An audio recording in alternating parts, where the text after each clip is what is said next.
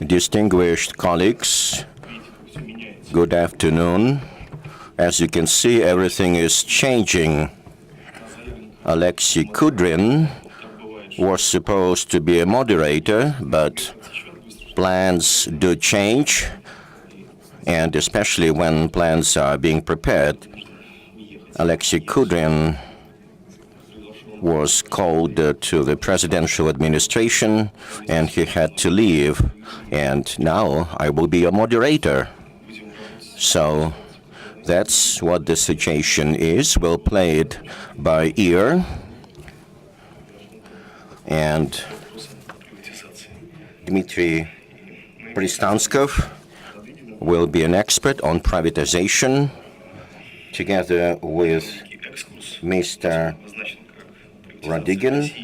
Will be discussing the issues of privatization in Russia 30 years later, the scale of the privatization of the state sector. Since we are in an academic institution, the premise of our discussion should be based on academic issues, so that this particular workshop would not be a report before the members of a particular commission or a particular ministry. In fact, privatization is a very complex subject. In general, after World War II, most countries had the largest share of the state sector. By 1970s, the global crisis started, especially that was true of the countries of Eastern Europe. And at that time, in the 1970s, privatization began to gain momentum. More than 80 countries of the world adopted privatization programs, including Russia. And, well, as you can see, the topic of this discussion is Russia, 30 years since the start of privatization. But as for the complexity of the reforms, I think, well, the United States and Germany had a similar set of instruments in the field of privatization. I'll mention this separately since I am your moderator now. I'm not going to go into the details of my presentation. Let me just say that we've got a lot of experts here, and I'm glad to see my colleagues. Roman Bogdanov, Deputy Head of Rosimущество, responsible for privatization in the corporate sector. Mr. Alexei Pavlov, who is an expert and an analyst in the field of privatization per se. Also, Yuri Simachov, Director on the Economic Policy of the Higher School of Economics, the Center for the Studies of Structural Policy. Yevsey Gurovich, Head of the Expert Group on Economics and a member of the Economic Council under the President of the Russian Federation, a member of the Public Council at the Ministry of Health of the Russian Federation. Mr. Revolt Antov, a professor at the Russian Academy of Sciences. Mr. Ivan Aksionov, Deputy General Director of the stock holding company Russian Post.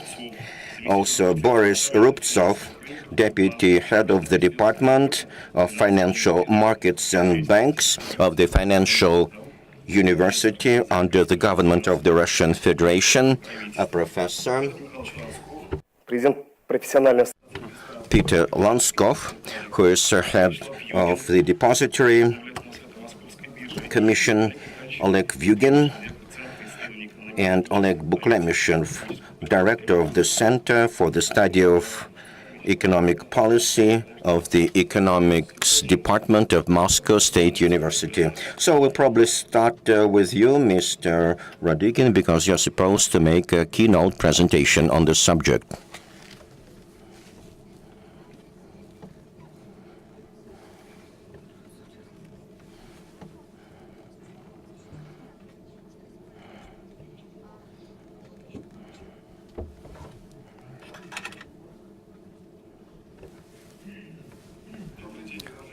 Good afternoon, distinguished colleagues. It's a great pleasure to see you here at the Gaidar Forum. Indeed, we're discussing a very important and at the same time ambiguous topic. I have prepared a presentation on this subject. I'll try to avoid any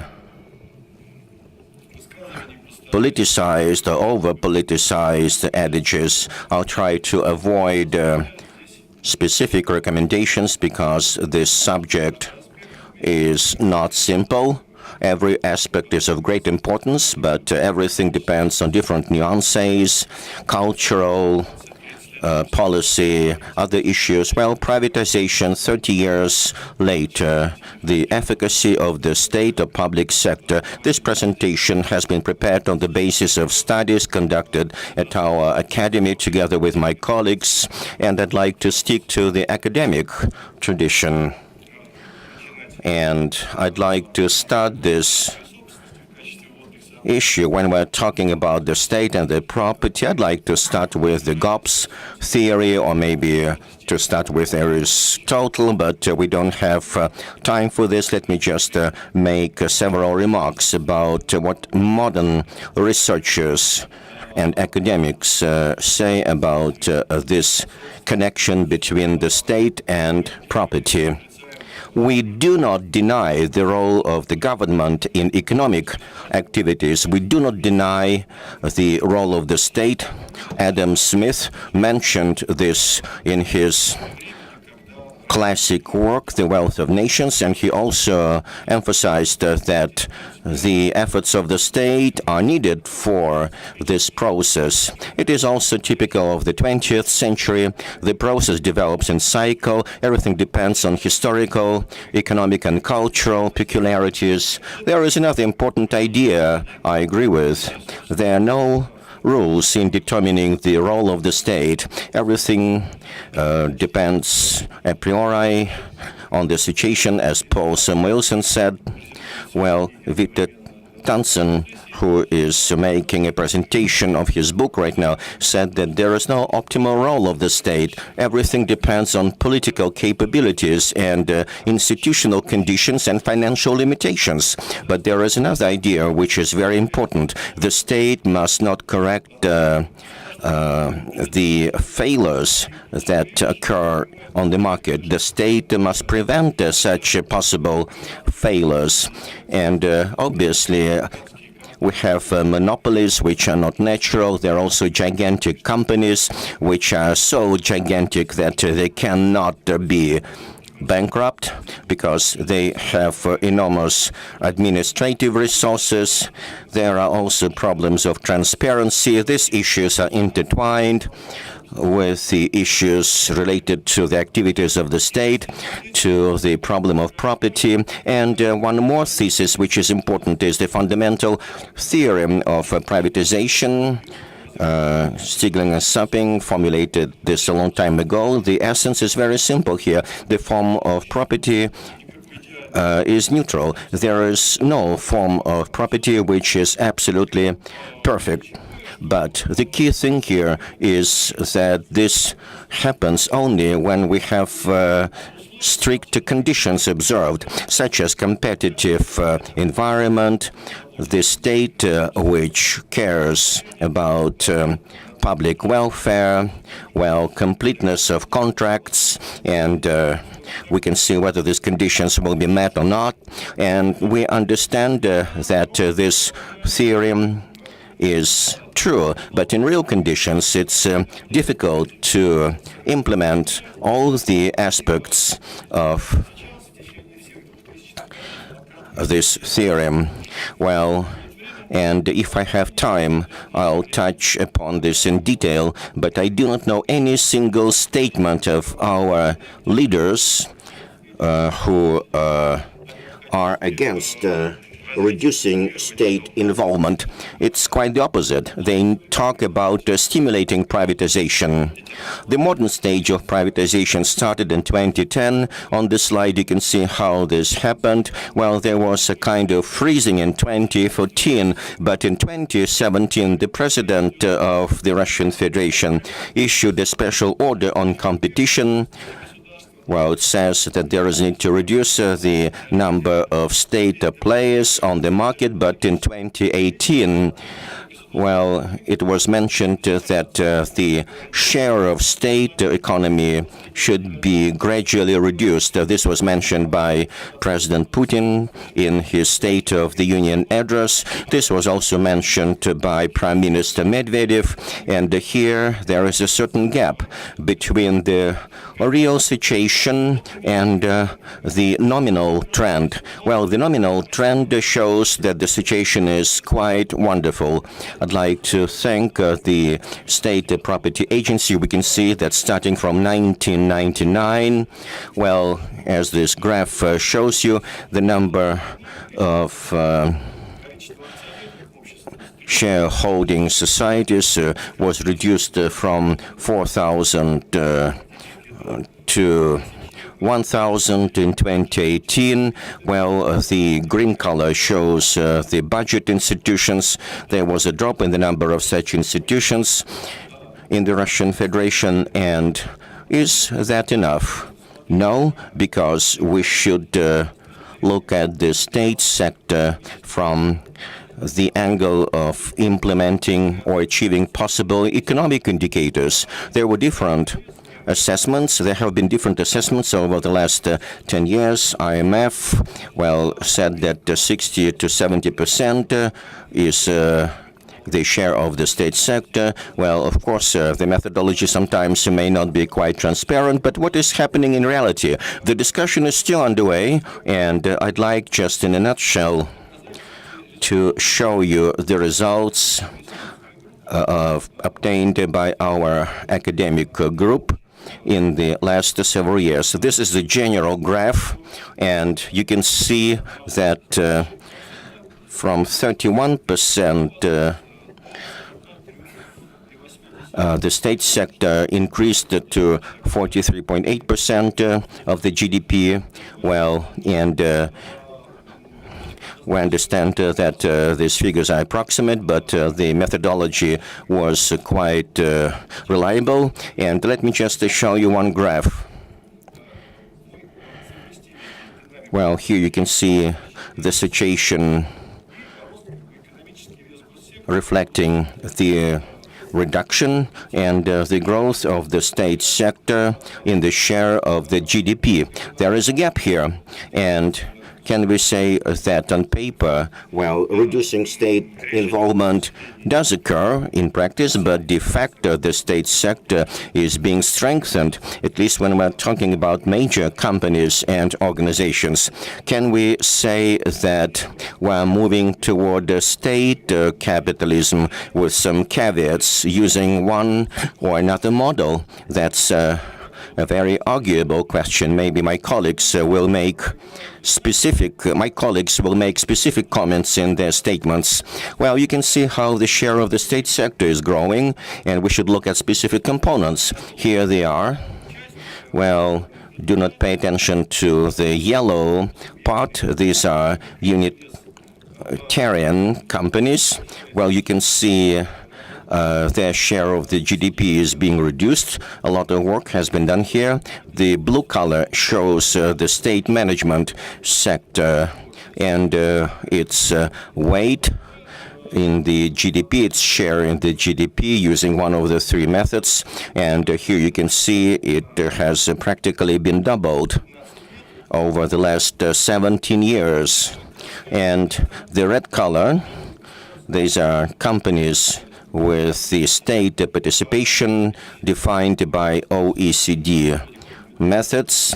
We used the Eurostat methods of 2014. There was a growth to 28.7% in the share of the GDP. And here you can see that a lot depends on the oil prices, but nevertheless, there was quite significant growth in the first decade of the 21st century, the growth of the state sector, and this figure, 28.7%, is very important. And just for illustration, the state management sector, which accounts for 13.7%, well, you can see that it's higher as compared to the average indicator in European Union countries, while in other countries this level is stable. In Russia, this share has doubled.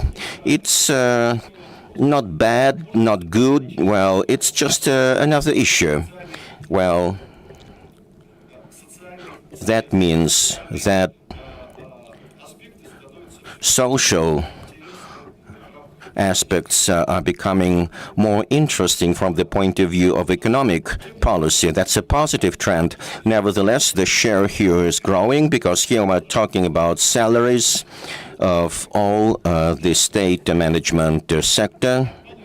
Well, companies with the participation of the state, as I said before, 28.7%. And here is the situation in other OECD countries. On average, it's 15%. In Africa, 15%. In Asia, 8%. In Latin America, 16%. In China, starting from 1995, the contribution of companies with the state participation to the GDP was reduced from 40 to 16%. That's quite significant, and this figure is very important when we're talking about the growth of the state sector in the Russian economy. The second trend, which is important, is the average package of shares in the possession of the state. We're looking at 4 industries according to Bloomberg identification, but well, as you can see here, well, military industrial complex 91%. Well, is it good or bad? Well, I'm not going to discuss this issue, but that's our reality. Well, processing industry 41%. Well, not a single country has this indicator. Is it good or bad? Well, that's a question for experts, and maybe we'll discuss it later. As for capitalization, 50.5% is the share of 162 major companies with the participation of the state in the capitalization, according to the data from the Moscow Exchange in OECD. Well, the share of all 2,500 companies with the state participation is only 4% as far as capitalization is concerned. In other countries, there are graphs, there are dynamics. Well, whether it's a lot or not, well, that's an important question, and we can also discuss it later and mull things over. Employment, the number of staff, well, again, sometimes we may not be glad, and we cannot say that state companies are very effective. Well, the number of staff has doubled over the last 16 years. In China, well, companies with the state participation, the number of people employed in the Chinese economy in state companies is twice as less as compared to Russia. You can see other data on this graph. Well, and you can see that you can familiarize yourselves with this data in our works, in our articles. What does that mean in terms of efficacy? Well, we understand that when we're talking about the costs, well, it's not just a theoretical question, but it's a practical question. The efficacy of state companies. The growth of the state sector is considered to be by liberal scientists as the factor that limits competition, that puts brakes on the private initiative. Well, it's a mantra, it's quite obvious, and this leads to the problems of technological development, innovative development, and so on and so forth. Well, Locke said that competitive markets provide for economic prosperity in the long term, but if we're talking about econometrics, that we used in the first decade of the 21st century when we assessed the growth of the state sector and its impact on economic development, there is one quotation. Wealthy countries have a negative correlation between the size of the state sector and economic growth. The bigger the state sector, the less efficient the economic growth is. As for micro share, when we're talking about companies with state participation, I cannot claim, again, if we go back to the first quotation, to the first slide, I cannot claim that state-run companies are inefficient. It's not exactly so. There are also positive examples, but nevertheless, if we look at different studies, well, summing up, we can say that large industrial companies with mixed properties or state-run companies are less efficient. And quite significantly, that's the review of different studies, 50 some studies over the last 30 years. Well, the second nuance we're going to discuss is the role of companies with state participation in the economy. Well, and basically these companies participate in the structural and industrial policy. That's true. These are socially oriented companies, but at the same time, well, there are costs that we have to pay for that. Well, they have higher operational costs, and like the privatization in Brazil, which starts in 2019, well, it will be conducted due to the fact that the state-run companies are squandering the national budget. And the dividends, they bring 1.9 billion in 2017, but the expenditures such as subsidies, etc., to run 26 major companies is 5.6 billion. So the Brazilian example is very interesting in the context of Russia. Some other slides without any comments. So let me say a few words about the efficacy study of some companies according to our samplings that we did at our academy. Private companies, well, on the right, well, they respond to changes in labor productivity because it has an impact on financial stability through the ROE indicator. As for state-run companies, there is no such trend because I think there are other trends prevalent here. The second aspect, over the last 10 years, we looked at the profitability of the capital of state-run companies. It is lower as compared to private companies, and naturally, we're talking about average indicators. Third, well, revenue per share, and again, only 7 companies has this indicator higher than the average. And unfortunately, the situation is not quite good. Well, and I can refer to other works and articles, but the situation is the same. State-run companies are not quite efficient. What is happening globally? Well, the global revenues from privatization starting from 1988 to 2016. Well, you can see it from 2013 to 2016, $1 trillion. That's global revenues from privatization. According to some estimates, there is a new wave of privatization starting now. Well, are we following the trend or not? In Russia, well, we have 2 parallel workout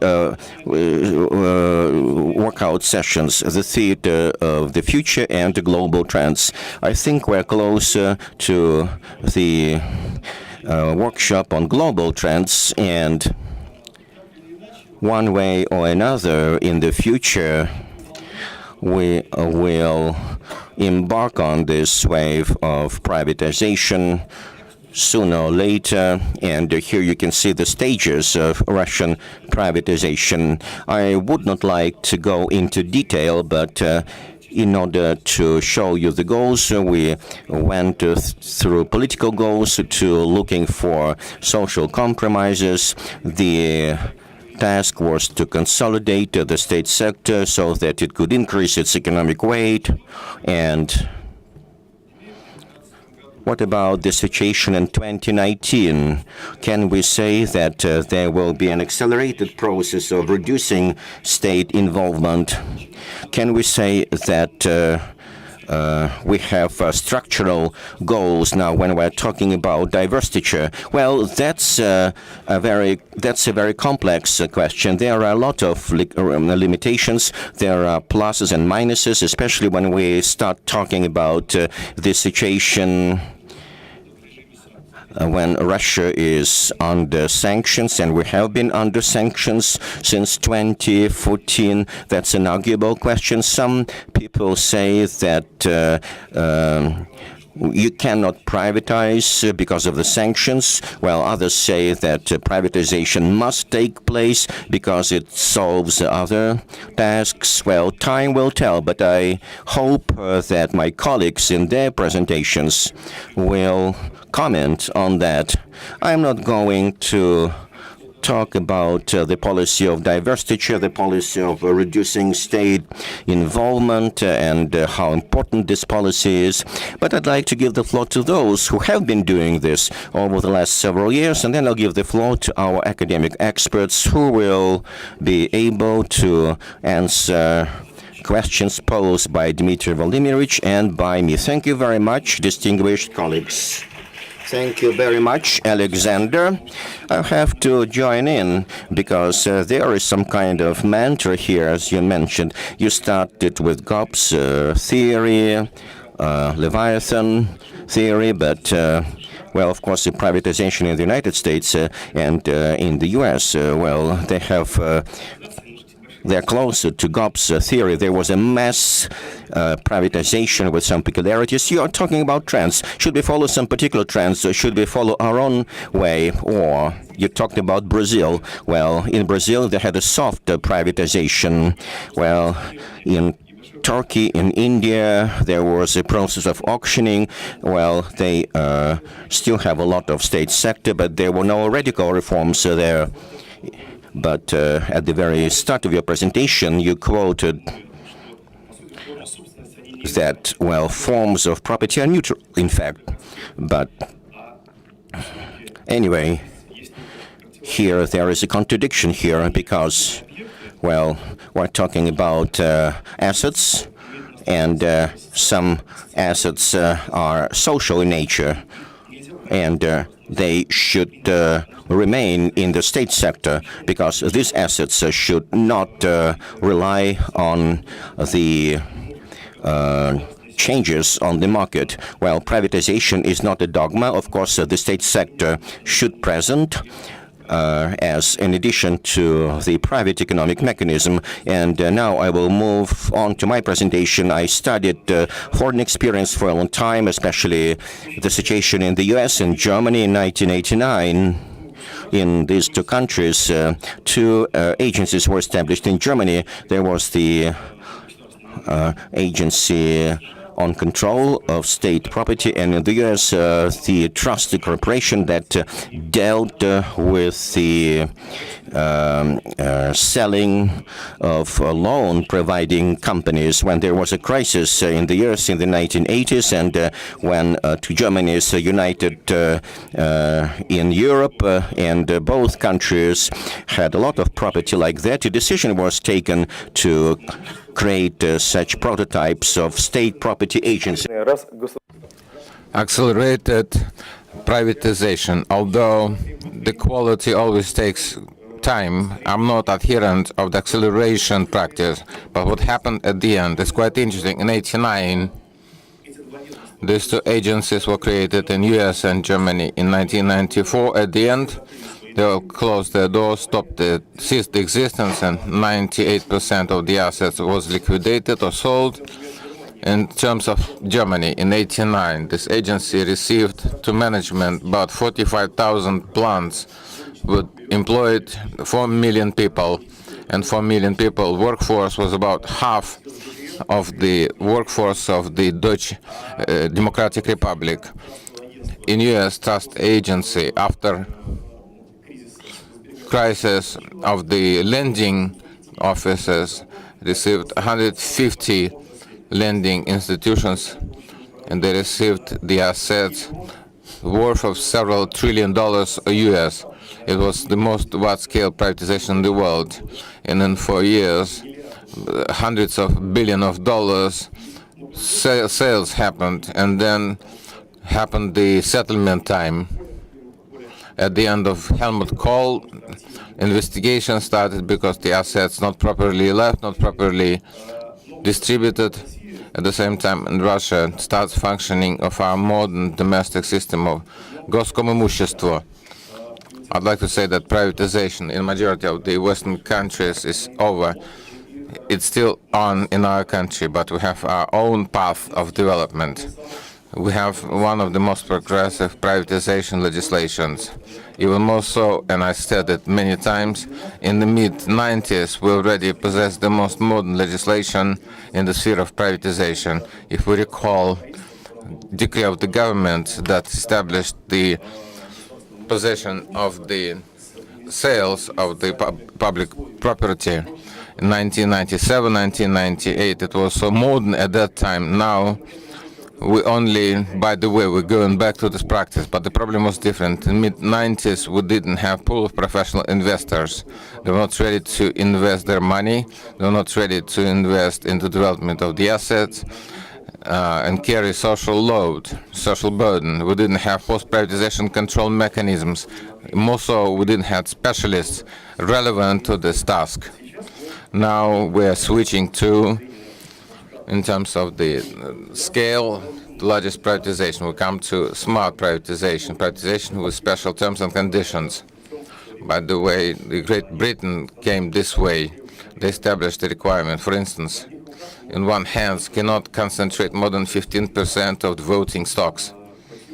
Quotation of the access of the foreign investors, impossibility to voluntarily liquidate or reorganize companies after privatization, and so on. Now, such transactions are structured. We don't do privatization for the sake of privatization. We have small or mass privatization. This is really retail services. This is competitive market that we have to consider. The problem, market is falling. It's very difficult to be competitive in this condition. I'll give you an example why the state companies, why the state is less efficient owner, because we are limited by hard rules. If we are in equal conditions with the market mechanisms with private property, we, of course, at any time, it can change price, can change conditions, move the timeline. It's more adequate, more quickly react to the changing condition on the market. We are squeezed somewhat. The regulatorics can be changed, it can be departed from it. But if the state sets the goal to leave the profitable sectors and industries first, the timeline. In my personal view, it cannot accelerate because quality privatization requires time. In this case, doesn't play a positive role. Investment process, change of owner should entail inflow of investment into the budgets of all levels. We should assess multiplicative effect of such transactions. Any privatization should be accompanied by necessary legal, financial, functional reorganization before and also in the process. Also, mandatory procedures with investment conditions and corporate limitations. Such transactions also took place several years ago. Ivan Viktorovich remembers Arkhangelsk trolling fleet. It was a very complex transaction. How to keep the staff, how to keep the fleet and quotas and social importance for the region. We concluded shareholding agreement. The seller was Russian Federation and the buyer presented one stock to the Arkhangelsk city.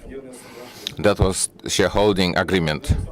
By the way, when the state keeps golden share, it's also normal practice, by the way, experience of UK. They also kept a veto right, and many argue and state that institute of golden share should remain or not. Many investors are scared away by it, but this is one of the leverage instruments. Necessary privatization control should be mandatory. In case of mass or small privatization is absent because according to the law, we cannot limit new owner in terms of type of activity and burden and load. We cannot make him produce a certain nomenclature of the products. It should be done in printing industry and film industry. Always we're talking about selling film studios. It was not possible to do, so was limitation and restriction because types of activity where it's impossible without reprofiling to implement, to insert into the market conditions. Any privatization should not increase the lamination of society. What goals of privatization? What is the purpose of privatization? First of all, quite formal one for the budget is to redeem the deficit. With experience and understanding, you can come to conclusion that it's time to change budget norm, and source of privatization should not cover the budget deficit, but become the source of revenue. It should be burden for the public body that should look at the KPIs, because the dividends and land rent and revenues and privatization is payment deficit if there is surplus. With this, you have to work. Second, increase of efficiency of the industry at separate enterprise. I can say that something that has been offered for sale, for auctioning, it's not necessarily efficiently managed asset. But in time, state is in closed circle. Not in all industries, not all enterprises. State as the owner, as the shareholder, can be investor. We capitalize additionally the state banks, industrial complex, military industrial complex, but number of the enterprises in the country that also require additional investment or reinvestment, and the shareholder doesn't have such capacity, and the model of management is changing, and ownership structure is changing. It must change. New owner comes. What is the objective for new owner? To reinvest, not to squeeze the last drop. I will tell you that we were able to do in this time. Really, a lot was done during last decade period, during last several years. First, 16th year, just to say it, $1 trillion in the global budget. In the year 16, Russian Federation had more than 1 trillion rubles. It was one of the most wide-scale privatization, very complex transaction, coming to the Moscow Stock Exchange. It was case of Alrosa, Bashneft, Rosneft in the year 16. And perhaps one of the most key important points of privatization is coming to the market. When small enterprises have opportunity to be listed, and it will be not the first group, it will be the indicator of success of privatization and involvement of real owners. In the year 17, Russian Federation switched to electronic trading. In principle, privatization of federal property is not conducted outside of electronic form. It's exclusively electronic form type. We know that in December, during first hearing, the federal statute on privatization was amended, requiring that public property and municipal property can be traded its electronic form in the closed room with closed envelopes. The Commission considers the offers. We actively started to involve active agents, independent agents. But independent agents are freer, more free, has a spectrum of marketing capacities. We also made change to the privatization law. In particular, prohibition to pay fee from the public budget to the agent. So the agent is interested in the profit. It's inserted into the tendering documentation. 16th year when I started to work, we faced with the problem of privatization of the cultural heritage facilities. The law of privatization also contains a norm that such facilities can be realized exclusively by tendering with certain limitations. The question was, at the tendering you can sell facility that is not in satisfactory condition. And how to sell with land, because land code doesn't allow to realize land plots. So we prepared the amendment drafts. Privatization cannot go separated from other reforms, such as banking sector and market of capital. Small and medium enterprises should go alongside with the simplification of administrative procedures, with the regulation and optimization of the taxing and levying policies as the element of economic transformation. What does it lead to? Economic growth. And our economic growth is possible only when we have guaranteed property right, optimal structure of capital, and performance of the contracts. All the circumstances together, in theory and mantra, should lead to some real results. Maybe like this. So we listen to the colleagues who work in the field. I think who is ready? We ask to speak for 5 minutes each.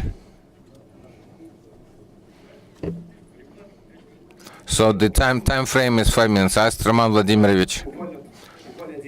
Just 10 minutes. I'd like for you using the slideshow to show what's going on.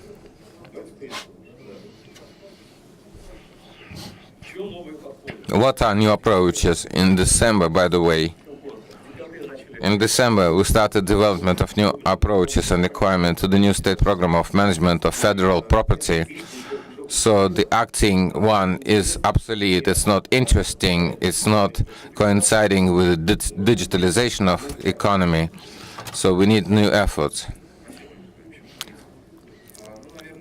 Maybe I'll give you a cross-section of what we're doing de facto at this time.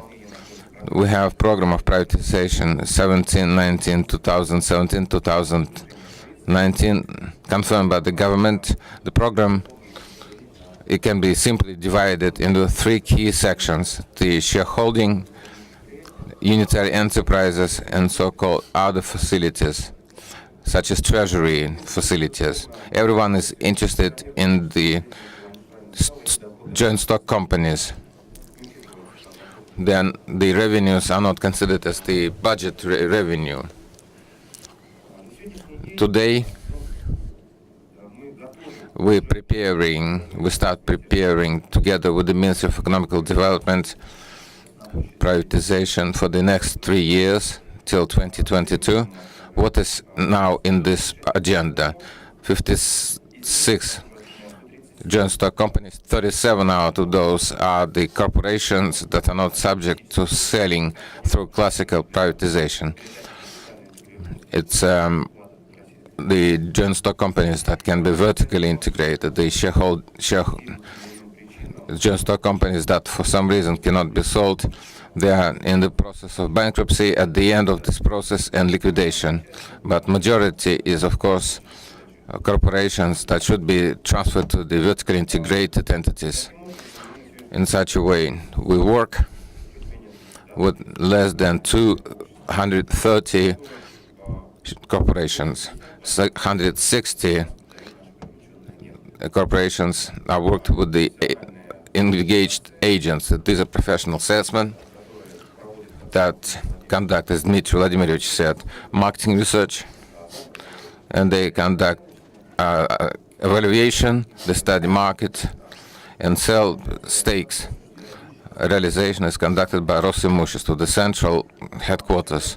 I'd like to point out that today, according to data from the Federal Registry, we have acting corporations with state participation, almost 800 pieces.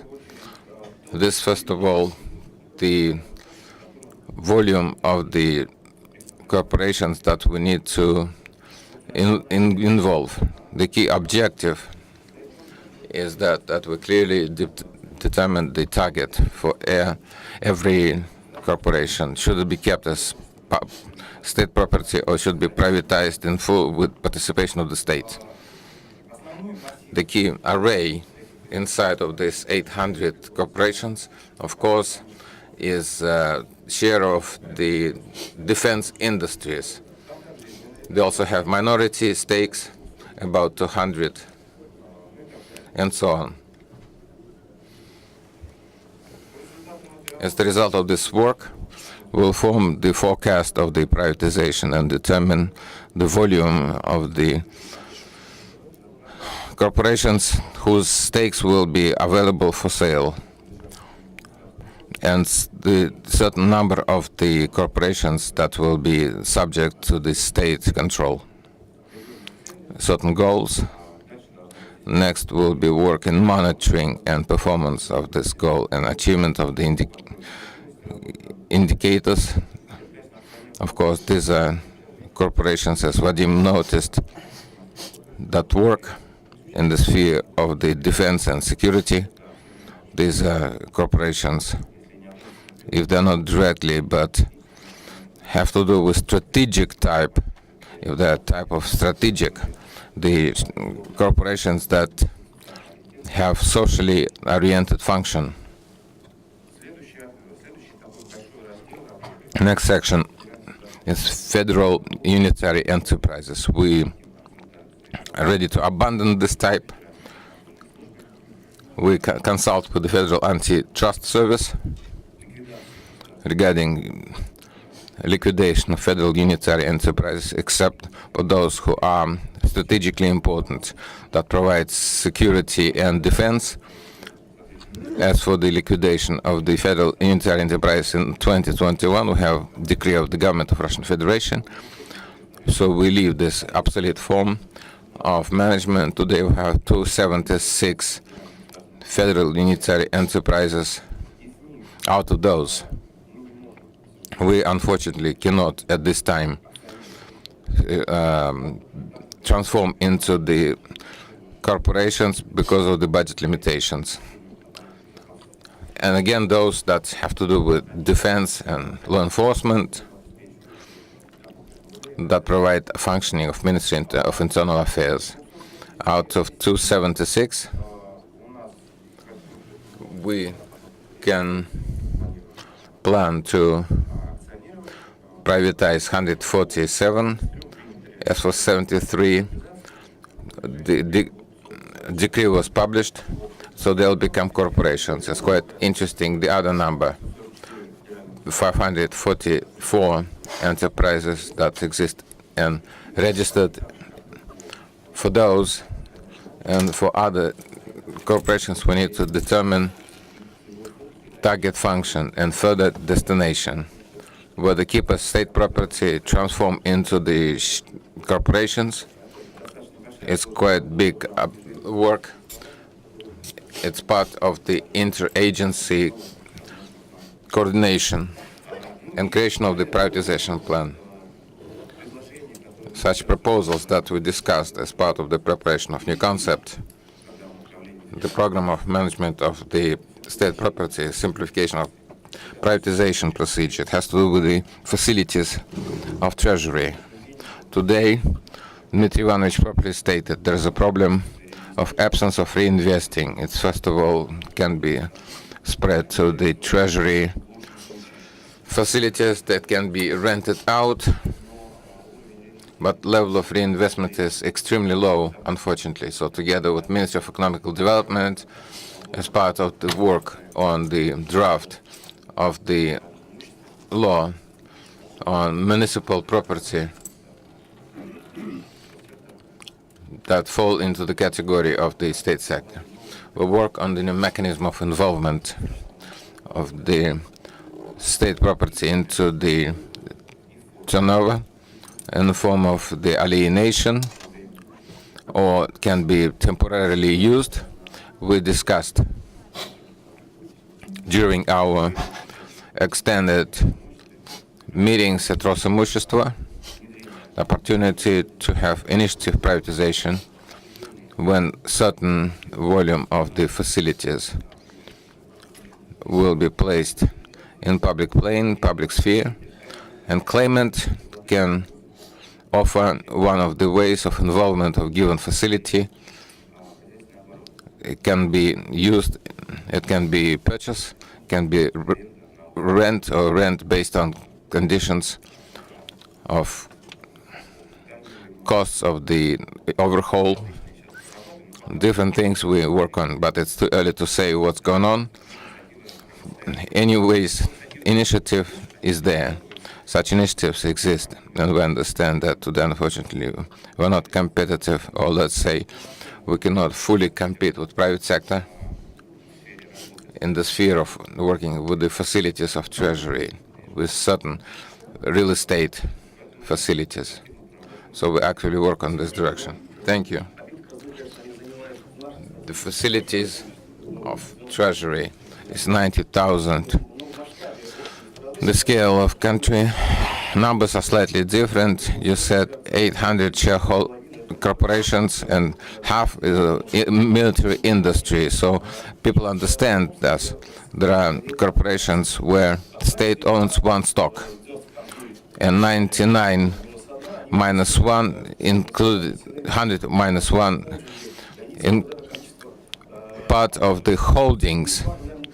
So not the number of the corporations important, but the market share, the share they occupy as federal enterprises together with antitrust agency. We considered there are so many opponents because absence of understanding of this law. It's not about liquidation of the federal enterprises, but transformation them into the corporations, so liquidation of those that not possible to transform and not capable of being part of the market. Thank you very much. Alexey Yurievich, just 3 to 5 minutes for new approach. Что сменишь? Через 5 минут, да? Нет, а то...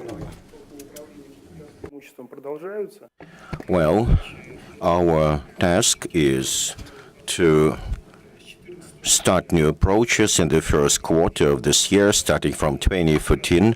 There is a program defining the direction of our activity, and on the basis of the major basic guidelines of the activities of the government approved in October last year, we must formulate approaches in the development of the economy which meet the requirements of modern times. If we look at the market, so our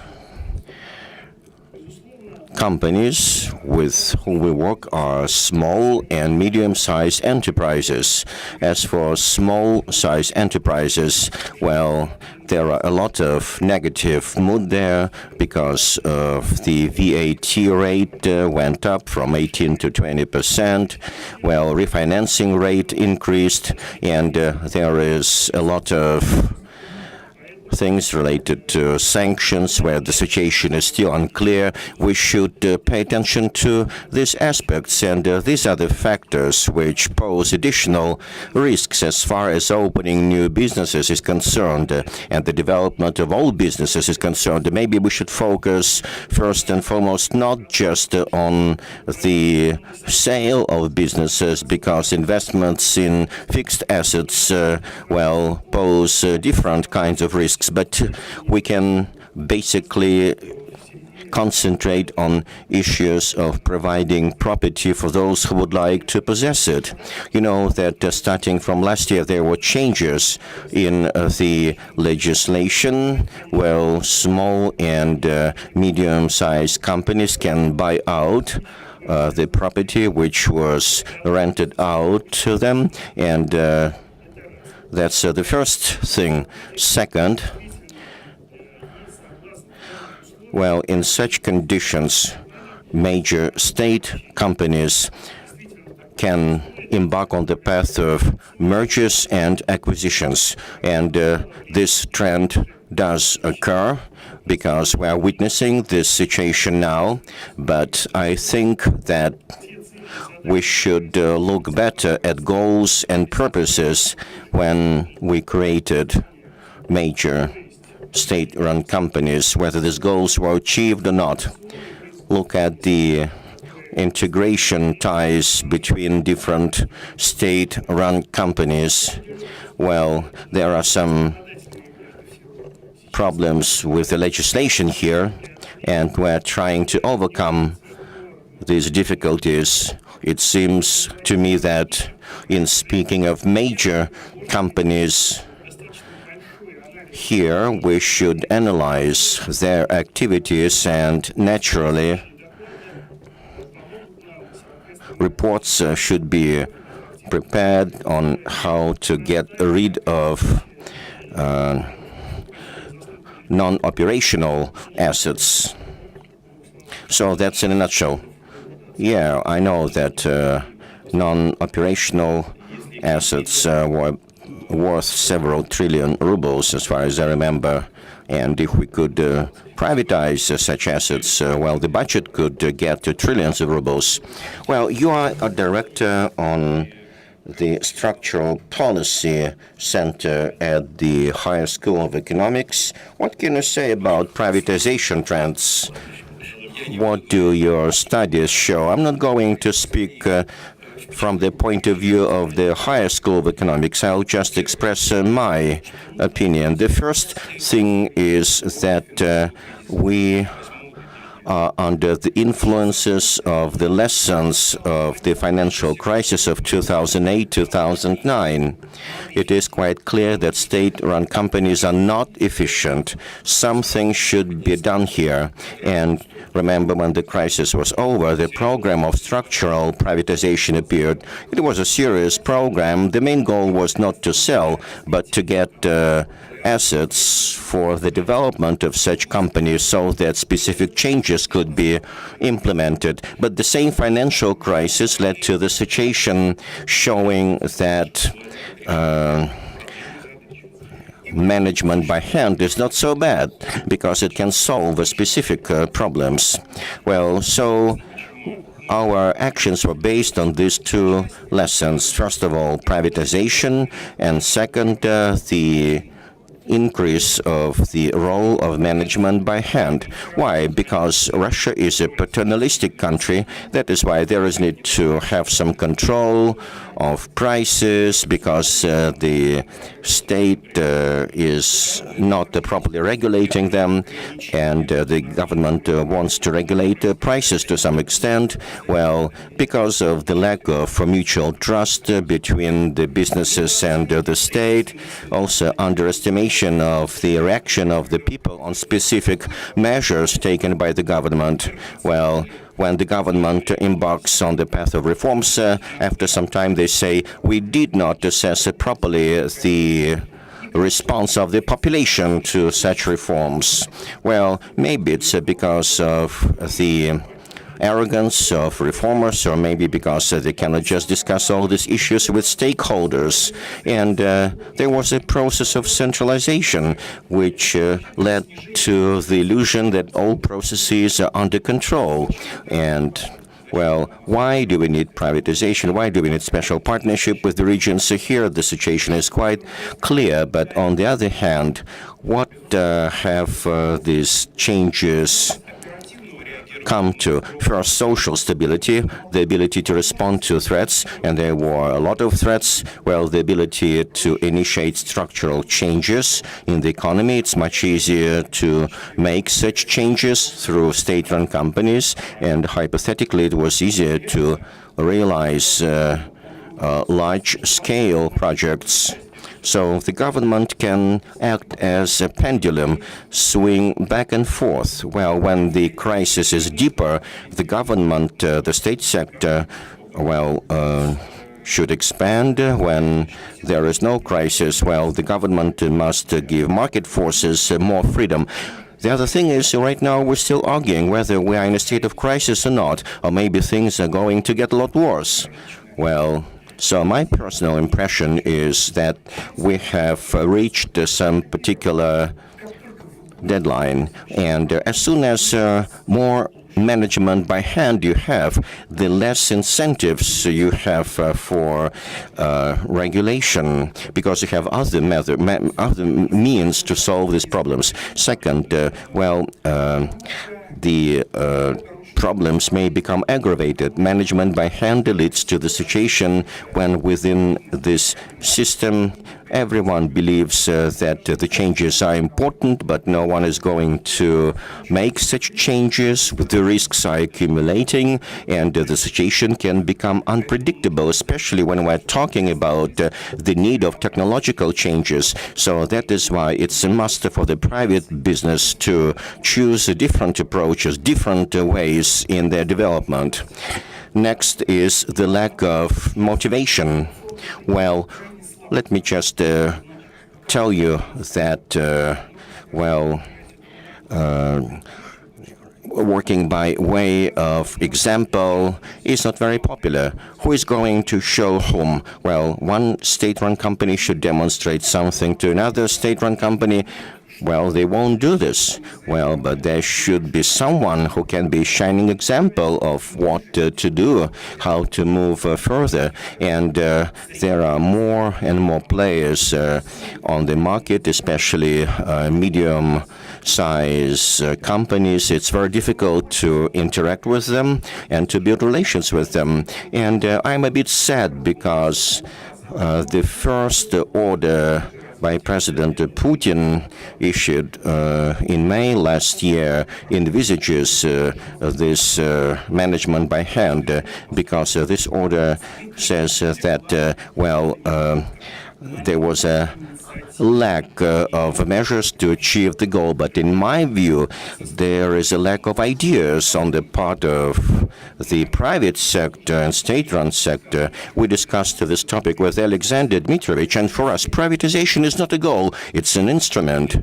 And that is why I cannot tell you whether privatization is bad or good. Well, but we can discuss it only in package with other things.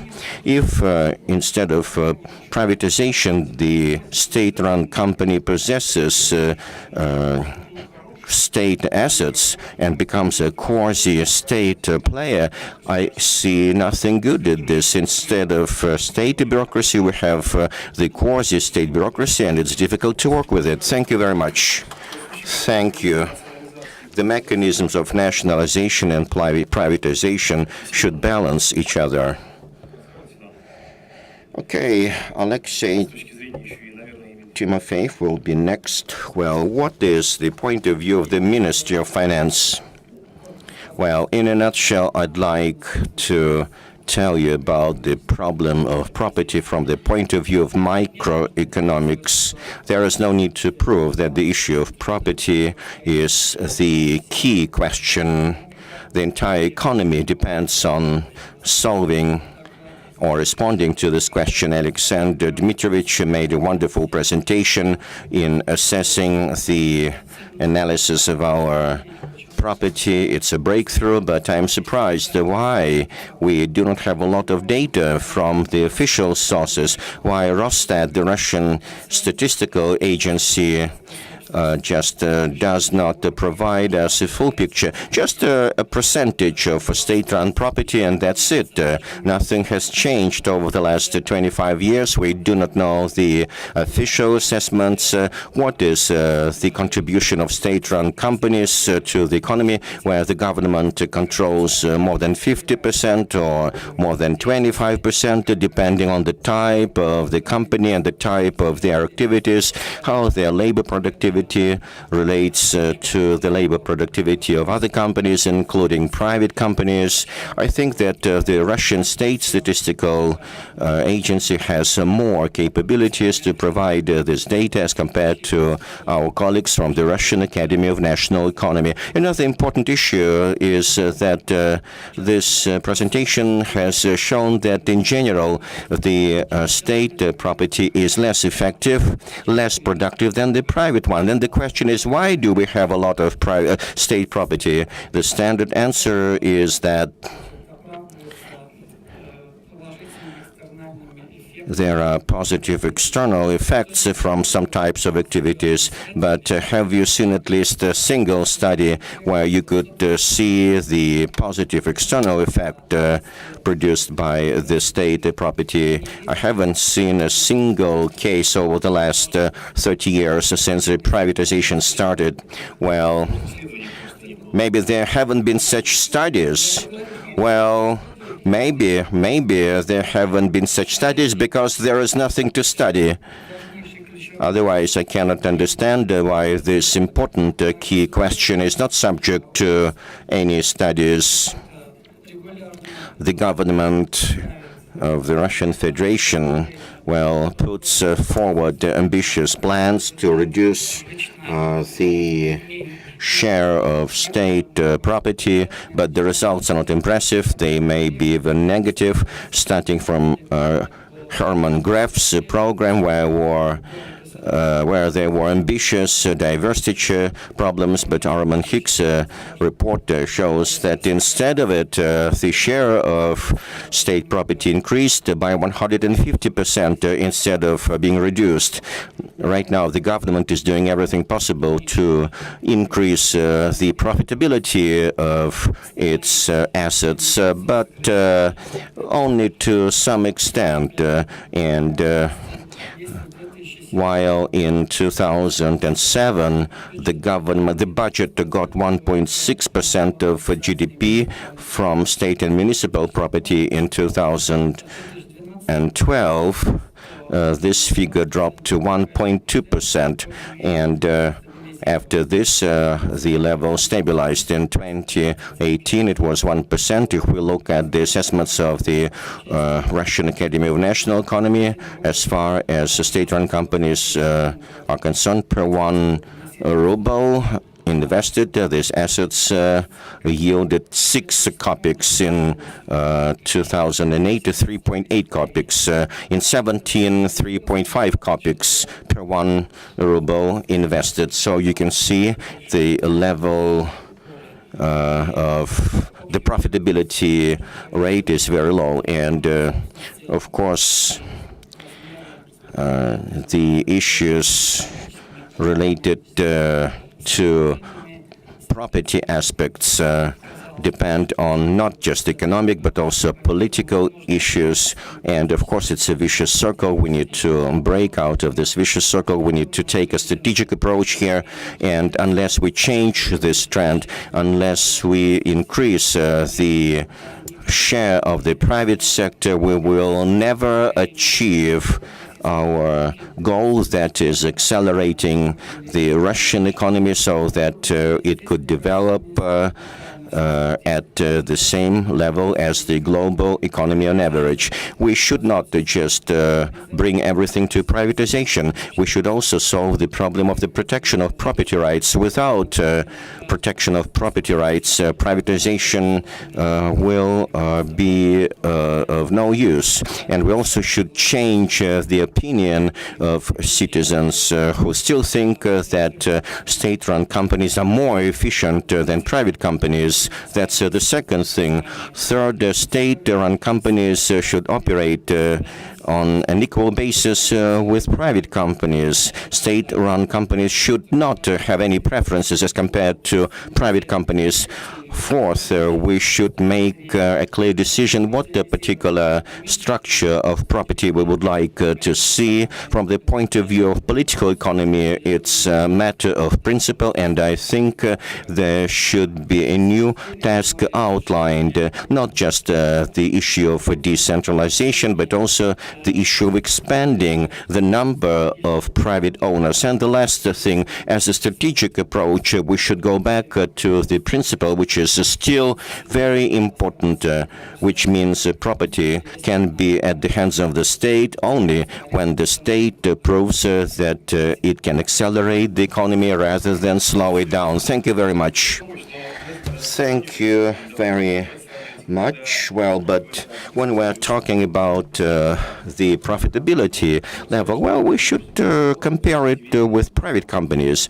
Well, dividends paid by state-run companies are very high, and well, as for dividend yield, it's one of the highest. Well, of course, here state-run companies, when we're talking about optimization of operational costs, that's another issue. We can talk about this so that the government could get more money from this. Well, but dividends are very high in state-run companies. We should not forget about it. There was one simple idea mentioned. It is very important. Let me just focus your attention on this issue. Divestiture means not just transferring special state-run assets to private hands, but at the same time, these are independent mechanisms of development of the private sector leading to well-being. So all competitive indices that exist in different countries, well, take into account the creation of conditions for private businesses. Those countries which start waves of privatization, these competitive indices are very important.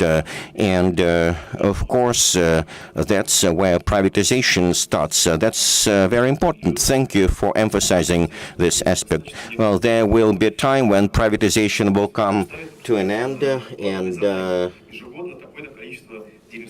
of course, we must understand that the number of assets does not increase, but it's vice versa. It will be reduced. The number of joint stock companies, etc., there will be a reduction in the number of such companies. How can we collect more profits? Well, there might be a critical point when we say that's it. Well, Grigory, what about privatization? Will it lead to the technological breakthrough in the development? In the state sector of economy. Good afternoon. This was a good question. And I will try to slightly, within the boundaries of very tough time regulation, discuss about the theory of the problem in order to balance out the discussion that we hold here. And as the old men do, I like to talk about my memories. In 1996, I was invited to the meeting of the government where it discussed 3-year plan of development of the economics. One of the first phrases in this document was, today when Russia won market economy and so on, I exceeded my power as the expert and asked the leaders, why do you think that we have market economy in Russia? And one of the top governors of the government said more than half of the products in industry produced by the privatized industries. What else?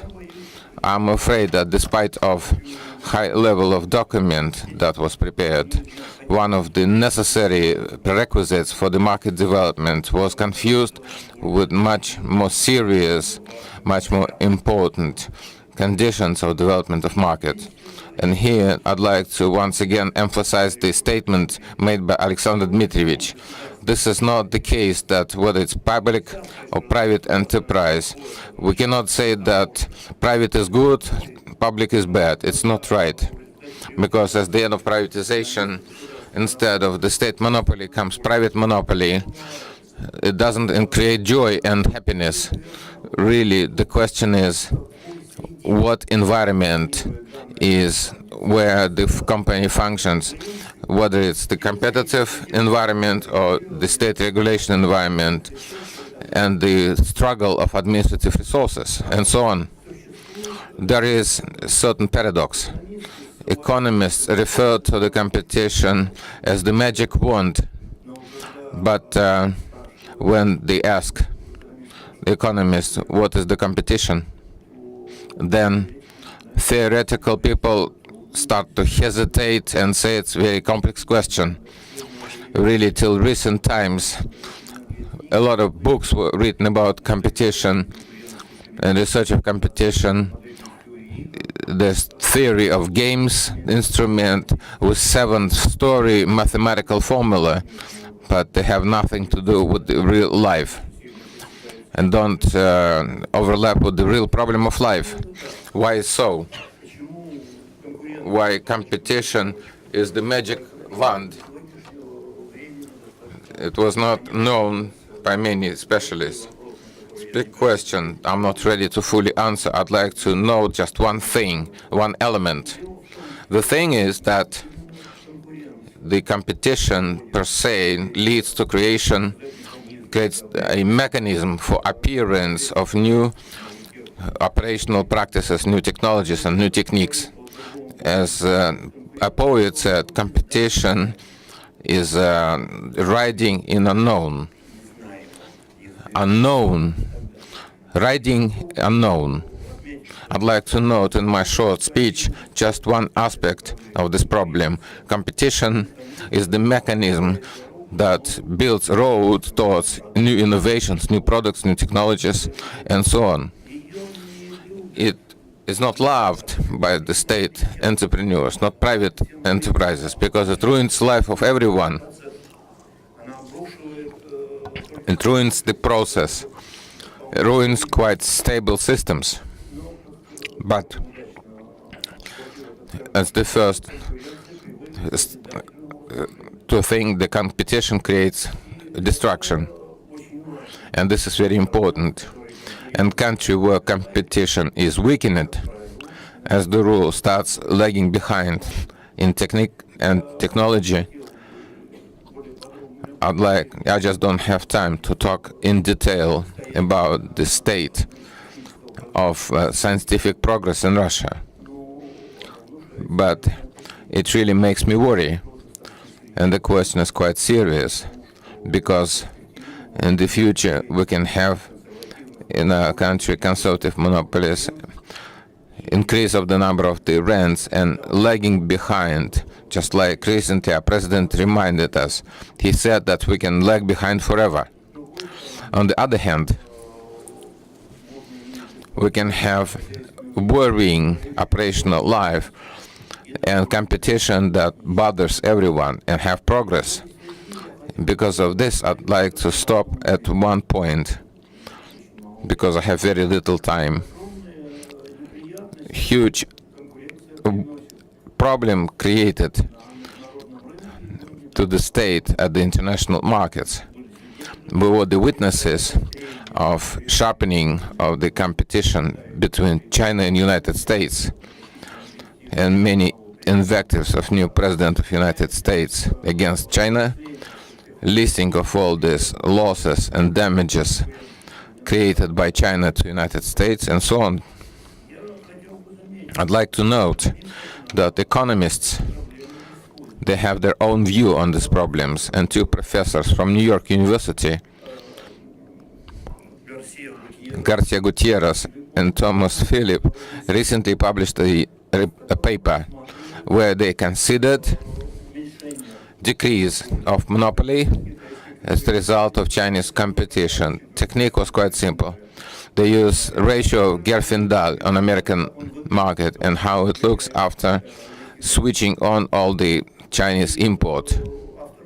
And the authors showed that in the areas where Chinese competition was the most painful, most sensitive, there was sharp increase despite of unfavorable economic condition investments of American companies. There was sharp increase of the progress rate and sharp increase in activization of a counteraction of the American companies against cheap Chinese import. More important seems to me that the results of the following research. I'll tell you this and finish. The recent Nobel laureate 2018, Paul Romer, and his colleagues from Stanford University and other universities published recently very curious research.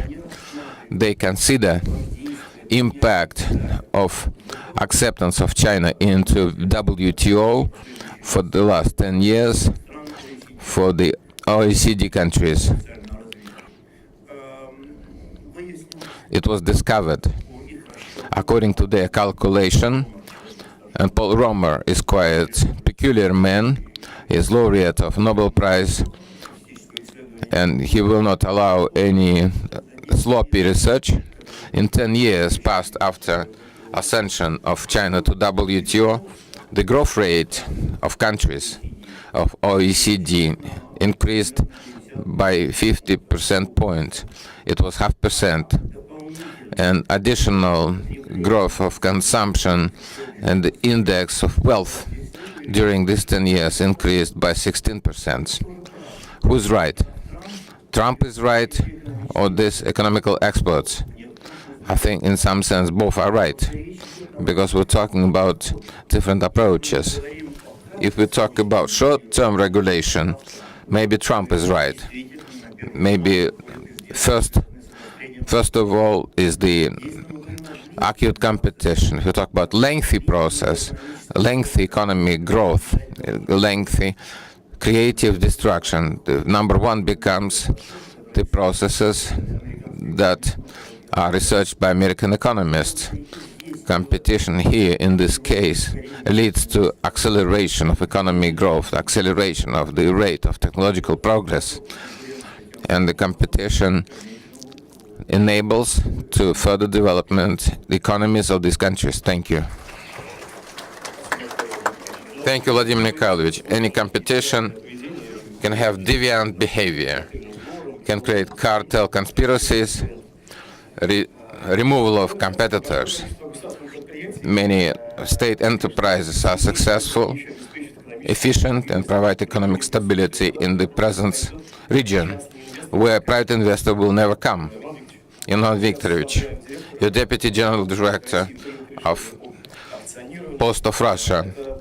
Decision was made about privatization. It's one of the largest enterprises, more than 60,000 facilities around the country.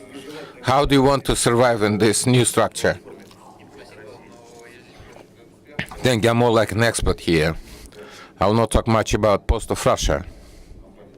The company is being transformed and will be transformed and will be successful and things will be fine. I'd like to elaborate something else. Not to bother my colleagues here. We always hear different valuation and share of participation of the state in our company. We see different assessment of different experts. Some say good, some say bad, some stay neutral, and we try to use this assessment and compare us to other countries.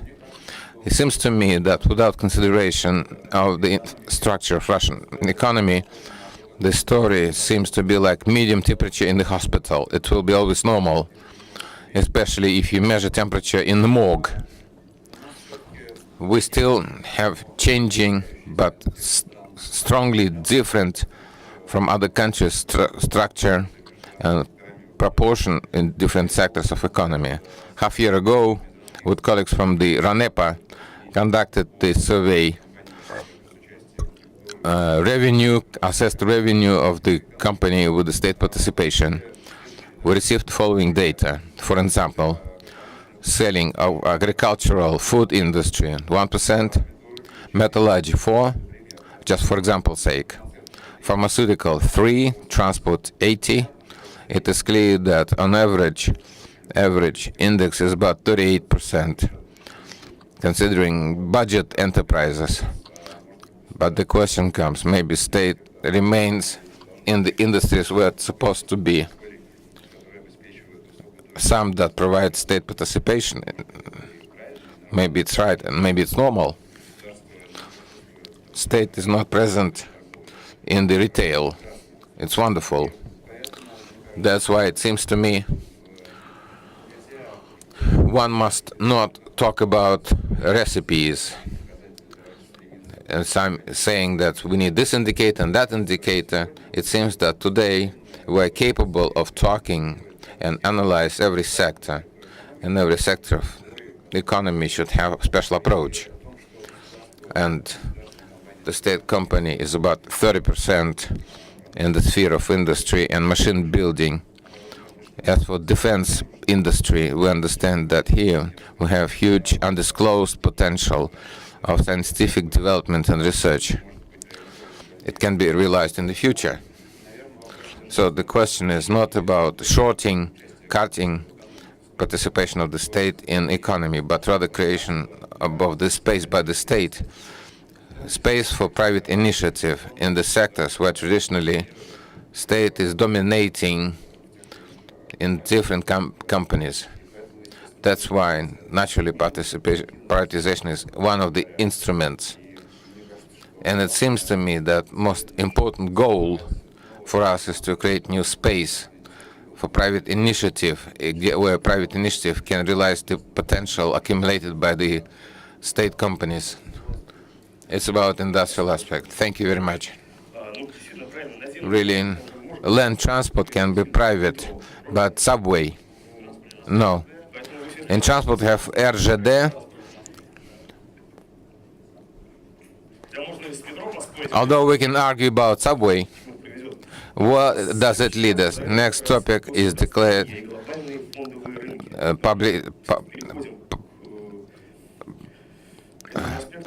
markets. Boris Borisovich,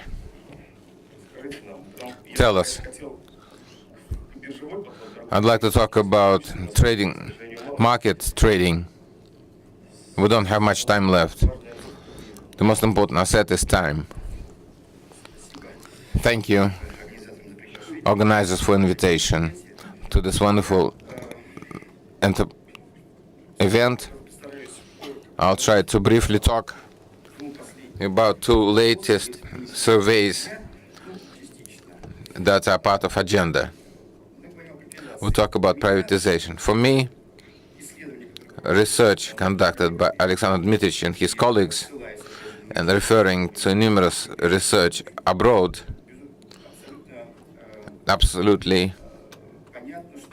it's absolutely clear that it's quite expedient to conduct privatization in our country. No question about this. The question is the other one. Who will be buying privatized property? We know that in the 90s, stock market in many countries received the impulse because of the privatization conducted in the Western European countries. In our condition, we must understand that our financial situation, financial institutions are limited in terms of capacity. In terms of share of Russia in the financial assets is less than 1% out of the global number. It's a limitation, quite a limitation. If we look at our opportunity, capacity of our financial institutions, they're quite moderate. It's data of the Financial Stability Committee. In 2016, they came to 26 trillion. I believe in 2 trillion. In the works presented today, it talks about the sanctions. We cannot count on foreign investment for privatization, although there are expectations that countries, such Asian countries, can come to our market and inject money. In my understanding, it's not much of realization now. The second source, really the most important source that was always used in Western European countries, investment of the population. If we take China, once again, there was a graph of dynamics of the privatization revenue since 88 till 16. It is clearly seen that since last decade we have big growth. This growth is because of China. Half of all revenue is China, and even more in some years. In China, key participants of privatization is population. In our conditions, we can look at revenue from China, 148 in 16 years, more than privatization around the globe, according to data of the privatization. I'm not sure about the name of this source. Should we count on it in Russia? Unfortunately not. Even in China, the average salary is $916 in 2017. In Russia, it's $672. But we should orient not at the median. More than half of the population have such revenue. Can they participate in the process of privatization? I doubt. 4% of the population have revenue above 100,000 rubles per month. We should probably count on them. So it's a question to the researcher. Studying of the source of privatization is the academic problem. It's done, but not quite actively. The same about limited capacity of population, because we have very few shareholders in comparison to other countries. Russian market of shares. If we talk about privatization and the development of stock market, for all indicators, price to profit, balance value, dividend income, Russian market looks extremely undervaluated. You see the numbers before you. But foreign capital, especially, it's not only sanctions, it's investment climate. But most important, look at the results of Russian stock market for the last 30 or less years. We should orient at RTS index. It's blue. Till now, it's 2 times less than peak of May of 2017. What foreign investor comes to our market? On the other hand, Russian investors can come here, and he should be invited. In general, my time is running out. In principle, in privatization, just like it was thought of, it doesn't matter, in my point of view, that the prices are low, and seemingly budget will not have money it counted for. It should be carried out, and it will enable development of our stock market that is in depression state. If you look at capitalization of the last years, how it was, number of the companies trading on the market goes down from year to year. Thank you. Colleagues, I suggest 12 minutes and finish. We cannot hold you from the lunch. tell us you are Moscow Exchange Observers Board member. Tell us about participation of the population in the stock market. Of course, it's possible. The exchange provides opportunity for any company of any type of property. And actually, the form of property doesn't mean anything.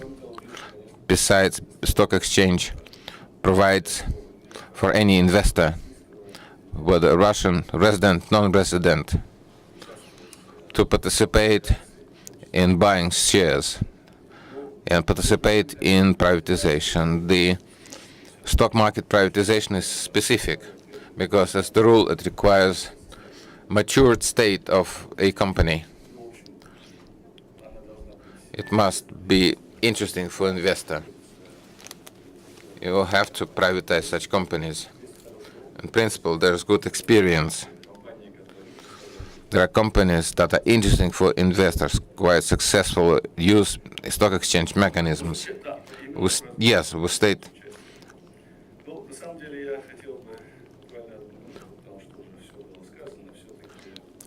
Still, I'd like to say a few cases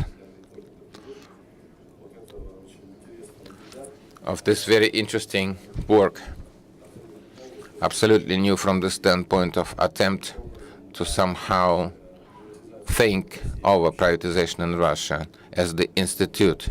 In my view, it's quite interesting what implication we have.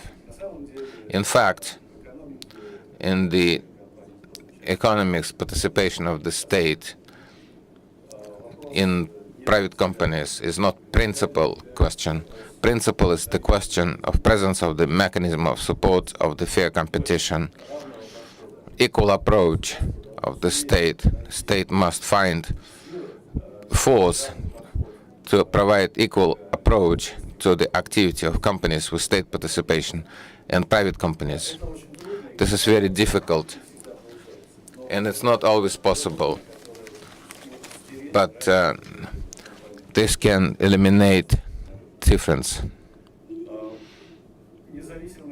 Independent institutes of protection of property, they must be neutral to all forms of property. And the third is the anti-monopoly policy. Not coincidence that in the United States, when the financial market started to form and big private companies started to form, the Sherman Law was one of the first ones. These things, three things, they're absolutely key in order to remove the question from discussion. What's better, private property or public property? We need condition when all forms of property function on equal terms and compete equally. That's most important. If this is provided, then the process goes by itself. In this case, privatization will be self-promoting mechanism, and it will not take big decisions. Or the state companies play important role. The experience shows that both ways. And finally, the last, why in Russia these conditions are not created yet? Why this condition is not created in Russia? Give away property, just like in 90s it was necessary to do, because we needed some control over property that was left after the decomposition of Soviet Union. We needed some way of providing control. In this case, this way was inevitable. But there was absence of legal culture of governing market economy. There was no rules, there was property. What about the rules? And the second reason that obviously led to the situation that after privatization we had public state ownership, presence of legally protected third power of big private capital. This is very serious challenge to quality and responsibility in management.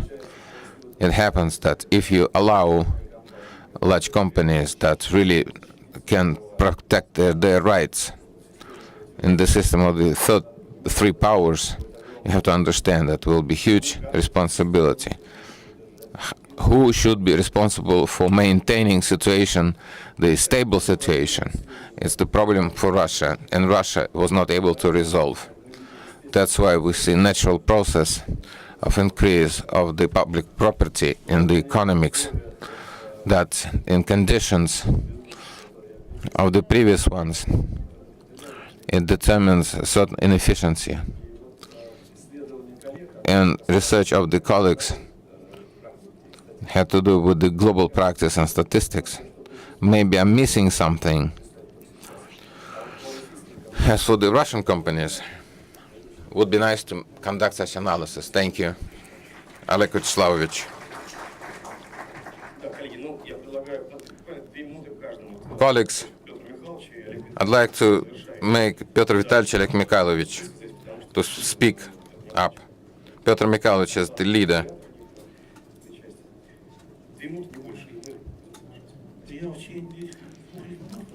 In 2 minutes, I'd like to say the following. I'm speaking from the position of the orthodox privatizer, someone who conducted privatization in St. Petersburg. I don't want to just look for excuses. Even more so, I believe that in a session when everyone talks about privatization is not the goal, I'm even ready to agree with this, but also I suggest to agree that creation of the state corporations and public deprivatization. If you believe in this, please present evidence. It seems that we should divide the concept of the company with the state participation and the state corporation. It doesn't have to be a label with the words state corporation, that this holding controls the industries.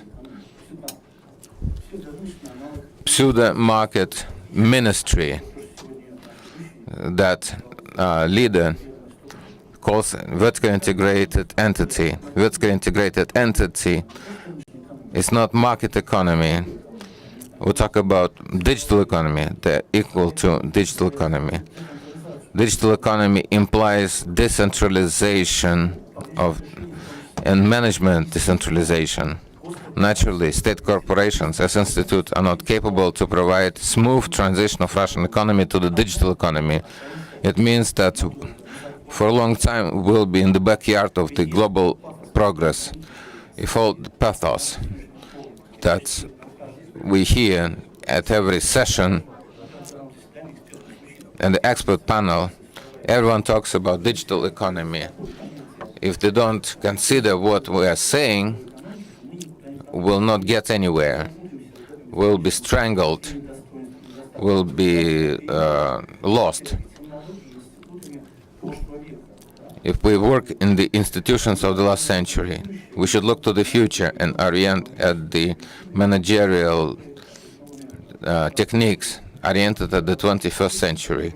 And statement, I'd like to argue that we need to create an environment where we can compete and the corporations can compete, even the corporations with the state participation. Presence of the corporations as the institute prevents creation of this equal competitive environment. Presence of the state corporation oriented their interests. What happens is a merger of capital and power that earlier and now can be called oligarchic capitalism. Oligarchs became state, but they have not become good. How should we politize? A separate topic. How we should decentralize the position. So this is the question that we need to resolve, and it, unfortunately, not only economically, but first of all politically. Thank you. Oleg Vitalyevich, coming to the end of our discussion, say something positive. Good afternoon, dear colleagues. Two statements, the definitions. Unfortunately, share of the state and private sector and economy doesn't say anything to us. Our moderator has package of block of shares here on offshore in Cyprus. First, what comes to my mind, soft budget limitation. A pile of Russian corporations behave as private, but they behave according to the small budget limitation. The risk avoidance is made not like in private companies, but typical old-style concern. And our state, not only from the standpoint of properties, grew, but it learned the financial control and mechanism of control. Since we fiscally grow, we have state order mechanism, and we can control economics like this. And second statement, I not quite agree with rosy future of privatization, not because it will not happen. Oleg Vyacheslavyich quite literally tell us why. Because it would be bad in given situation.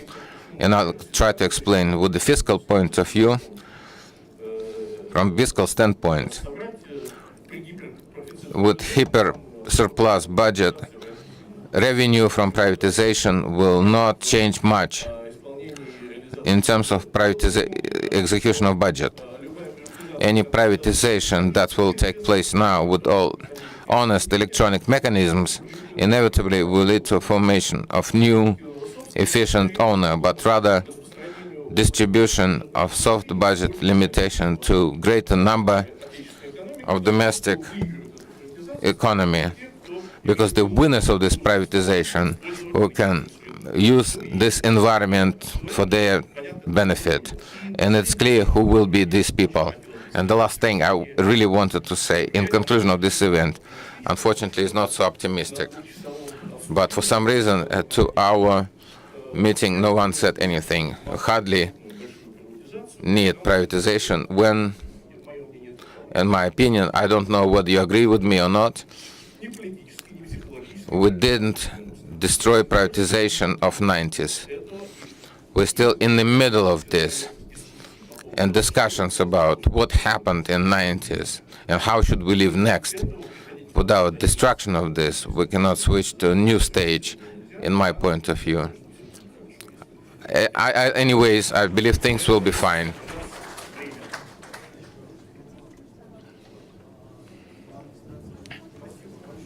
Thank you very much.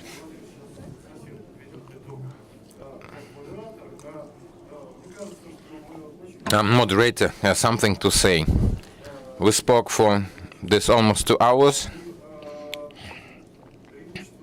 Advantage of our discussion is that there are different points of view. So we'll come to a conclusion. As usual, there is no black and white. The truth is in gray zone. And if we find ideal balance, I think it will work out well. Thank you. Dmitry Vladimirovich, thank you, colleagues. We can discuss, but 27 economics for market economy is too little. So time will show us. So we are there to do it. Thank you.